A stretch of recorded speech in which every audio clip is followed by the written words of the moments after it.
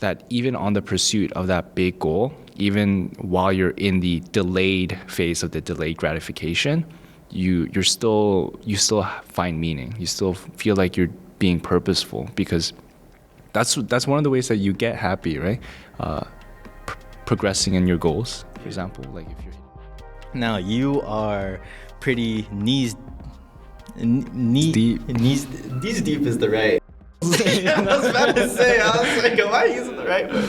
Okay, I'm gonna find something else. No, knees deep is good. Is it knees it's like deep? Yeah. Okay. I think that makes sense. You are knees deep Wait, Steven. Wait, bro, Wait. you're almost head.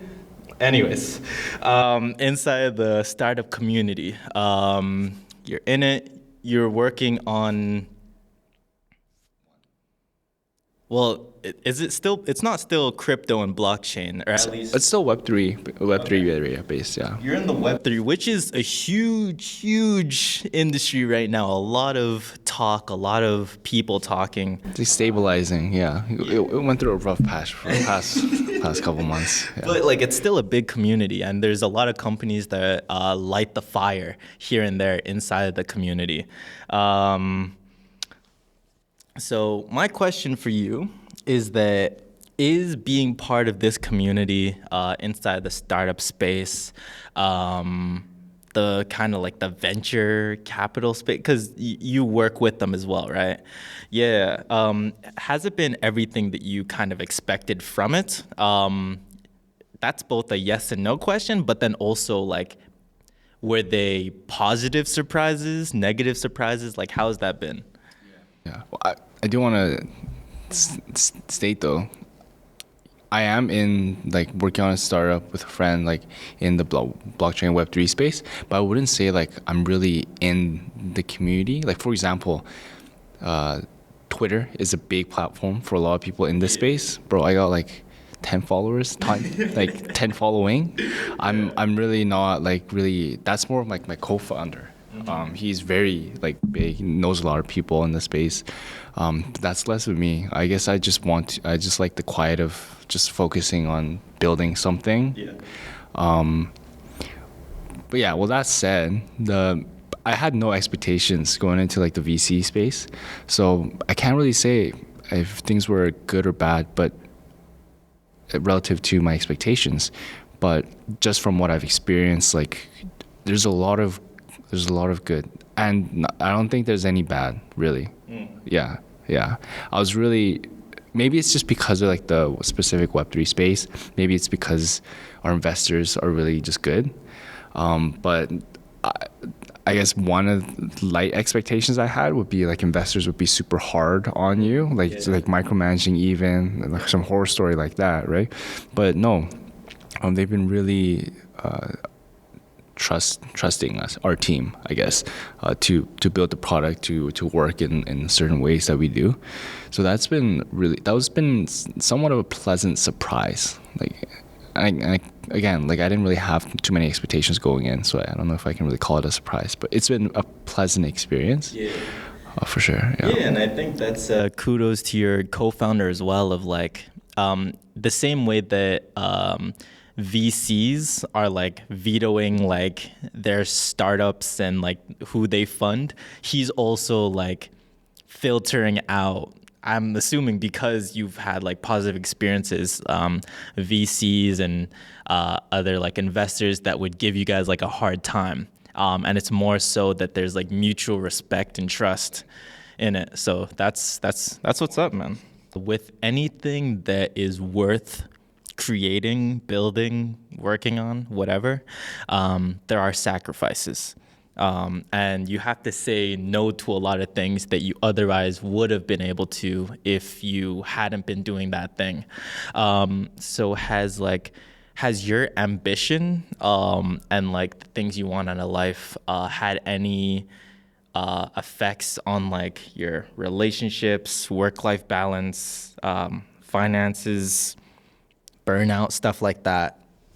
Yeah, I think 100% the lifestyle changes, at least for me, the way I kind of approach the startup work. So it's like you're on 24/7. If there's any problem, like you'll have to address like an hour, like within the next hour, for example. So one time we were kind of during the time when we were still kind of fundraising, we would be like pushing out like new features like every day of the week, and sometimes there'll be bugs that we didn't catch before, and so like on one of the pitches, like the bug appeared, and then we have another pitch lined up for like 2 hours after that, and so it's like, oh shit, like you gotta get on, you gotta fix that so that the demo doesn't break again. And so there was a lot of like those moments in the earlier stages, but after a bit, it hasn't been too crazy. In terms of sacrifices with like relationships, I think it's just my mismanagement of relationships. So because the startup thing, or like the way I approached it, I felt like I was on call 24/7. That would crowd my headspace. So it'd take up like 50% of my headspace would just be on the startup every hour of the day. And so when there are other moments, because like you don't need to be running a startup for life to get busy, right? So there's just some moments where a lot of things line up at the same time. If it's a lot of bad things, we call that a tragedy. If it's a lot of good things, we call that good fortune. And so there would be moments like that, and say I was in like a romantic relationship, then that would really put a strain on everything. And I'm not going to cut out like my startup, right? I'm not going to just leave, because you owe it to the investors and owe it to like your team, stuff like that. And so then at that point, on the cutting block would be like those romantic relationships. So I think that happened a couple times, but other than that, No, that's real. Yeah, for myself, like spending time with loved ones and remembering to do that, and like, because it's just like anything else where it's like, it's not just like a one time you build it thing. It's like continuous building, right? And sometimes I'd be like in a business mindset like all the time. When I went back home, and it's like I'm supposed to be hanging out with like my little sister, and I'm out here like asking her about like school, and like sometimes I get into like lecture mode, and I'm like, you should really make sure that you whatever, right? Yeah, and inside of like even relationships like down here in Toronto, of like you can clock out of like work, you don't have to, not everything's network and whatever. It's like, okay, we can just like have fun and like just be present in this moment, right? And yeah, like it definitely takes its toll sometimes. Do you see yourself like working on that thing, or like how does that look like, or is it kind of just something you've accepted, like it is what it is? It's gotten a lot better. No, it's gotten a lot better, and it's something I'm continually working on. I think it's gotten a lot better because just the way I approach it, the way I view it has changed. Namely, like it's never a good time for anything is one way you could think about it. So you might feel like you're busy when you're actually not, like your calendar is somewhat empty, but you feel like you're busy because maybe you're working on this thing coming out for like the product you're working on. So then you'll cancel a bunch of plans, or you won't make some plans that are somewhat necessary, such as for like maintaining a relationship, right, with just loved ones, friends, anyone. But then there's no other better time to do it. So you just gotta book it. That's one thing I realized. If I just put it in my calendar, I'll make it work. Somehow I'll make it work. It's just making that decision. I think I fail a lot in other parts of my life just from that aspect. For example, like doing work, like studying in school. Because I recently got back to school as part-time, like after a gap year. As long as I sit my ass down on a chair, I'll do the studying. It's just deciding to actually sit down on the chair. And again, it's like deciding to put it on the calendar. But if I do, I find myself I'm autonomous in a way. If it's in my calendar, then I'll make it work. I'll make everything work to the best of my abilities. So yeah, I think that's one thing. 100%. And like back during the holidays, I talked about this with you a lot, of like time management and like kind of taking a hold of that, right? There's like so many things inside of my life that it's like I want to do these things. I want to go back to the gym. I want to read more books. I want that to be my hobby even. Yeah. Talking about hobbies. Yeah, and it's like, yeah, you'll never not be busy. So you got to fit it in somewhere, right? And there's space. There is definitely space. Yeah, there's definitely space. So yeah, no, that's huge. My favorite book, my favorite Shakespearean book, is Macbeth, because I resonate a lot. The the topic of ambition and what it does to somebody is such an interesting topic that I feel like anybody who aspires to be anything should read it and like understand what's being said inside the book, right? And the segue that this creates is that I want to ask you of like, do you ever regret having ambition? The context of this is that for myself, there have been times, especially last year was a harder year for me. And at times, sometimes I thought to myself, man, the money that I spent on like doing like a small business or just paying for the things that I felt I needed for the small business, or even the time that I spent working on that rather than just like working at like a job or taking on more shifts. Like if I just didn't have like the ambition that I have, I would have enough money to do this or that. Like I would be comfortable. Like I wouldn't have so much stress inside of my life, all these different things. I found myself sometimes regretting that like I had like grand dreams that require me to work harder or do things that like won't make money or financial sense, common sense right now. And I find myself inside that space here and there, especially since like I'm at the creation stage, like in almost everything that like I'm doing right now in life. So I want to throw that question at you of like, have you ever at any time like regretted like aspiring to do anything? And how have you kind of managed that, if so? No, definitely no. I don't regret having ambition. I'm a pretty lazy person, so I'm like a lazy person with high ambitions that can produce some weird results. But never once. Sometimes I regretted being a lazy person. Or like I don't like being a lazy person. Sometimes I wish I was more locked in, like more hardworking. In a way, I can be hardworking. Yeah. It's just it comes obsessively. So when I'm really into something, then I'll spend every breathing moment working on that or thinking about it. Other times, I'll be like effectively sipping margaritas on a beach, like just like stay at home, do nothing, stay in bed. But yeah, no, there's been no point where I've like not wanted to pursue like pursue a big dream. And I think the reason why I can say that is I find myself being a generally happy person. Like the bad thing about constantly pursuing a bigger dream as opposed to like maybe finding joy in like the smaller things in life, if you can call that smaller with air quotes, it's that you sacrifice a lot for like, and you're less happy because the big thing doesn't usually come in the beginning. But despite that, I'm a pretty happy person, like day to day. Yeah. So I wouldn't. That's what's up. I'm only recently learning this of like being okay where I'm at.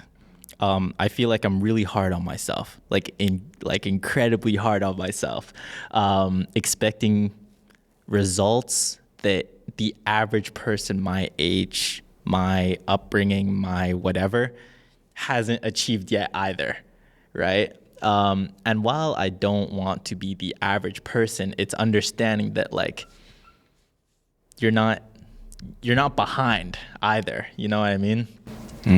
So I saw this one quote on LinkedIn while I was scrolling, and this one lady was saying that people sacrifice having like happiness is having little small moments of happiness every single day. And some people sacrifice having those small happy moments for some big happy moment later. Yeah. And they just end up being miserable because, like you said, like it won't come for a while. And in fact, by sacrificing those small happy moments, you might actually never get there because you're depressed the entire way there. So I've been learning to be a little more like chilled out with it, accept that it like takes more time, and try to find happiness and fulfillment in the now, which is a little bit tough because I do have like grander dreams of like what my now could look like, but because it's not that, I ought to find it somehow, right? So Don't you find like, okay, happiness is moments, right? And moments are fleeting. So in a way, happiness also just comes and goes. I've never really truly valued happiness. Like if I'm happy, then I'm happy, and if I'm sad, then that's a different story. But if I'm happy, then I'm happy. I've never thought like, wow, this is so amazing. I want to be like this in perpetuity, because it's at least it's like drilled into me that it's gonna go away eventually, right? But there is like a form of happiness, like a satisfaction, contentness that comes with joy, from doing something that you find meaningful. And I think if you like have your headspace in a right orientation, and set up a certain routine in your life a certain way, that even on the pursuit of that big goal, even while you're in the delayed phase of the delayed gratification, you still find meaning. You still feel like you're being purposeful, because that's one of the ways that you get happy, right? Progressing in your goals, for example, like if you're hitting the gym or something and you hit 2 plates and you're like, wow, you'll be happy. That was nice. Anyways, back to the grind. But yeah, I think there's something to be said about that too, though. So you can be, I guess that's to say, you can be smart with it. Like you don't have to be completely miserable for the rest of your life, or like for most of it, like 99% of your life. But I don't know. What do I know? no, that's real. And I feel like I made the mistake of monetizing, or at least attempting to monetize everything I enjoyed. Yeah. You want to find a hobby, right? I got good at photography, and I immediately was like, okay, well, this is now a business model, right? I enjoy talking to people, and now look where we are. So I feel like I accidentally did that. And a lot of the things that I found enjoyment in, I had because I had like a close-knit community. Not to say I don't have one like now, but I had a really tight one in BC. And by leaving BC also meant leaving like really thoughtful communicate. And that's also probably because high school and all of us like had to spend like half of our lives all together. So I kind of lost out of like having like meaningful conversations that were like very like philosophically charged at recess or lunch or whatever, right? And I lost that, and now it's like I'm plugged into school, and when I'm not in school, I'm part-time, and when I'm not part-time, I'm sleeping or eating and stuff like that, right? But that goes again to like making time for that. Because I'm someone who converses a lot, and I find enjoyment in talking about complex things that don't really have anything to do with our like lives right now, but we're talking about it because it's interesting, right? But I kind of lost that, and I guess it's like finding either a new thing to fill that, or finding that in like my life right now. Yeah. Do you feel like you can, like from your life right now with the routine that you go through, is that hole something that you could fill in? I probably could, but I don't know, different life circumstances stop that in different like areas or factors. But I think with the same tenacity that I have for like business, and like not giving up on business even though like I fail or I whatever, right? If I don't have those moments of like being able to to sit back, relax, and do something that's like fun and I enjoy just for the sake of doing it, then I need to find it somehow. Like I need to take that same energy and like be able to find that thing. Yeah, 100%. I think that's what I've been working on for the past couple months. Actually, like I've been spending more time on campus as well.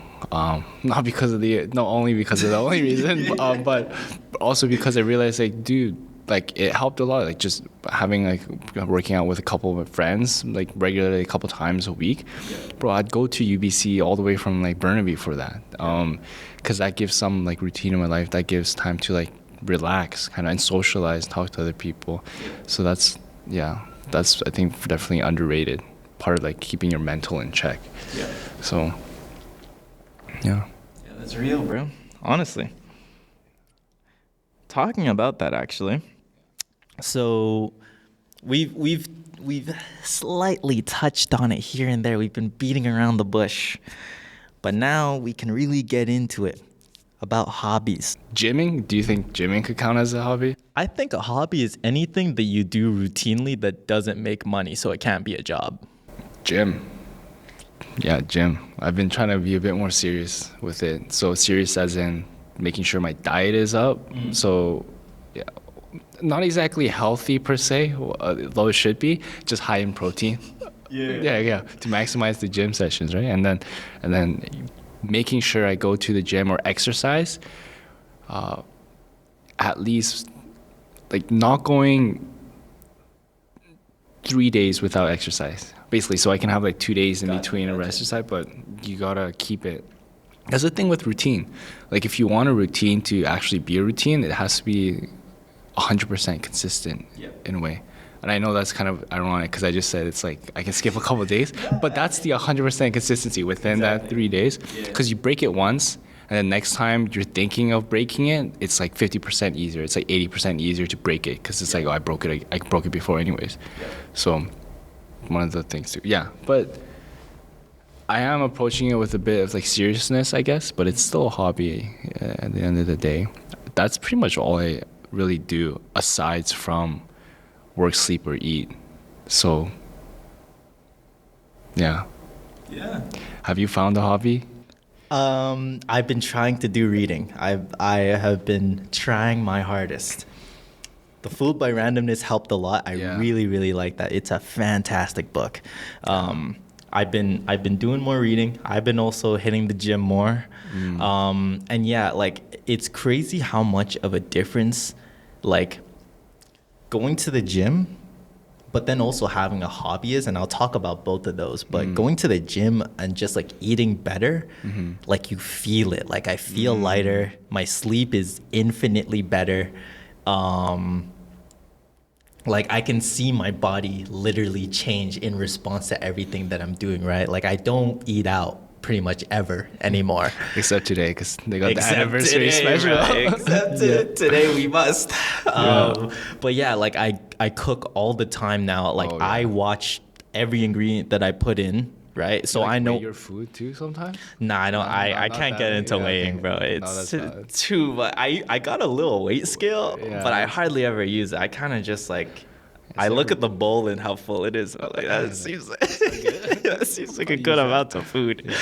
But yeah, bro, it's been fantastic. Like, it's been really nice. Shout out my boy Mateo, man. He finally, he gave me the routine. He gave me my meal plan. It's like all of the stuff is like super lenient, and it's really up to me to like fill in the gaps of like when it comes to like taste or like all that stuff. But it's given me my foundation, right? And I think that from the broader perspective, because this is a business podcast, it is the idea industry, making an oath with yourself is such like a huge thing.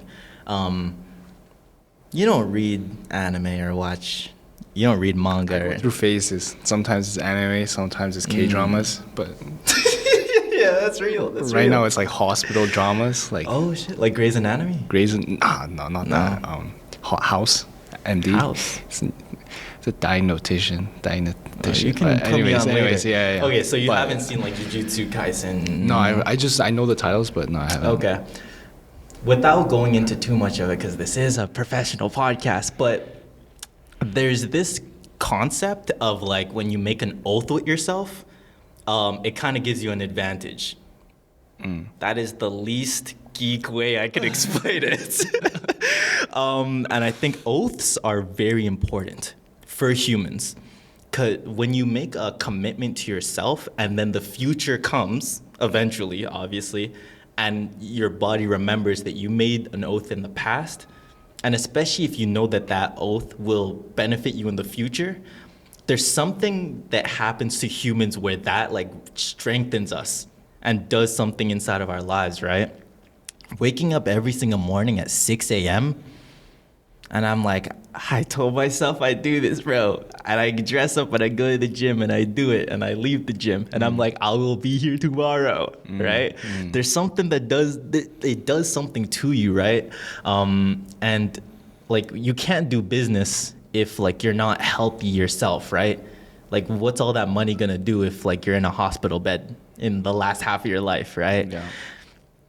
So taking care of yourself, creating an oath, like doing something on repeat and not for like money, but because it's like good for you. Like that's something I'm learning and I'm experiencing and I'm enjoying like right now, that I had no idea would have such an impact like on my day to day. Yeah. Yeah, for sure. That oath thing, it seems like at least the way I like feel that difference is just knowing that I'm just being aligned. I'm being truthful to myself. Yes. Like I always have in the back of my mind, like I should wake up at a certain time. I should go to the gym. I should exercise. I should eat right. And during the times where I don't do that, it's not like it's not like I know that, or it's like I change my mind. So I always know you should like exercise and stuff like that. But if you do it consistently, I'm living aligned. Yeah. My values, my priorities, my actions, it's all aligned. Yeah. It's a very similar thing when you're speaking like the truth. When you speak what you know is true, that does something to you. Like it keeps you more grounded. It just makes life better for you somehow. You like hold your head high. It's like yeah. I'm doing something. Yeah. Like beyond consciousness. Yeah.